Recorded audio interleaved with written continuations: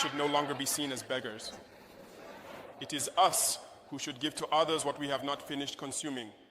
It is us who should do that. So, that's why I said I invite people to change their mindset. Believe in yourself, it's possible. There are many challenges. There are many things to accomplish. Just now, I spoke with the customary and religious authorities. For instance, regarding water retention. In the Cascade region, there is only one dam and a sandbank. The dam was built in 1962. You need many dams here because the region is rich.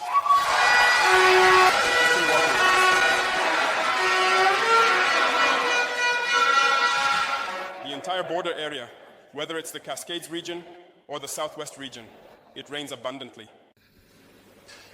There are many waterways. We just left Pau not long ago. We know it's the same type of climate. But how many water retention structures are there? There are none. We have become aware of this situation.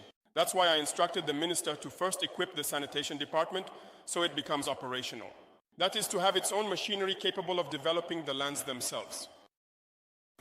We are also in the process of reviving what was called ONBAR, which today we realize that we have an absolute necessity to revive this structure. It is this structure that built most of the dams during the revolution. And today, all over Burkina, as you travel, most of the dams you come across, you will be told they were built during the revolution or even before the revolution. Certainly, after the revolution, some dams were built, but I think that every locality where a small reservoir can be made should allow people to produce continuously. We should be able to do it regarding the crops. To agree with me, that the idea we were given before saying this or that agricultural crop doesn't work. In Burkina Faso, everything is ironic. It's false. Everything grows in Burkina. Everything works in Burkina.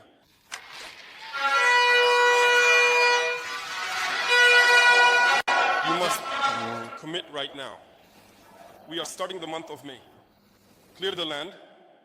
Prepare your fields. We will support you as much as we can. This year we must produce to the maximum. And we are counting on you. On you who have fought, you who have done everything to liberate this area from terrorist control. We must produce to the maximum, put everything into action. The leaders of these constructions have been instructed to consolidate them and ensure that everything goes very well.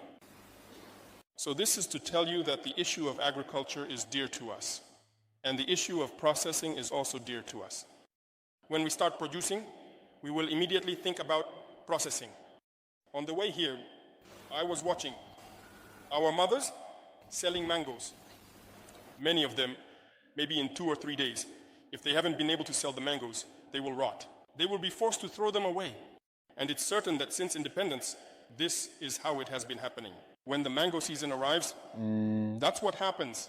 When we manage to sell quickly, if we don't, they rot and we throw them away. Why not set up a structure that can process these mangoes so that we don't lose them? We are going to do it. Let's get started.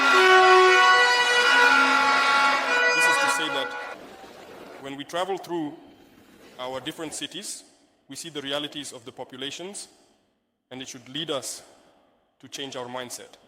I was just saying this to your deputies from the area who are at the ALT. I said, when we travel through the countryside, we must look at the lives of our citizens. And it should leave an impression on us. It gives a ticket.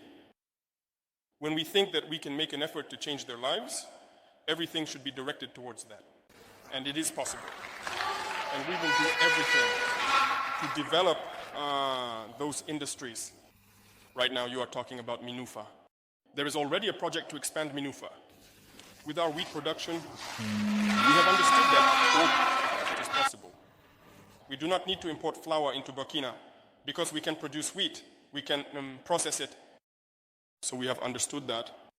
Many other speculations we have understood. Sugar, many fields were there, unexploited. A new factory is definitely needed because what is there is aging. We are also committed to this structure that we must create to have a new factory, to have a large capacity. Because what is there cannot meet the needs of Burkina Faso. In short, there are many projects underway after a good analysis of the situation of our country and all the government members present here. We spend all our time talking about that. We must always make sacrifices so that in the deepest parts of our villages can live happily, and it is possible. And we will make all the necessary sacrifices so that every Burkinabe, the very last Burkinabe, can eat and sleep peacefully.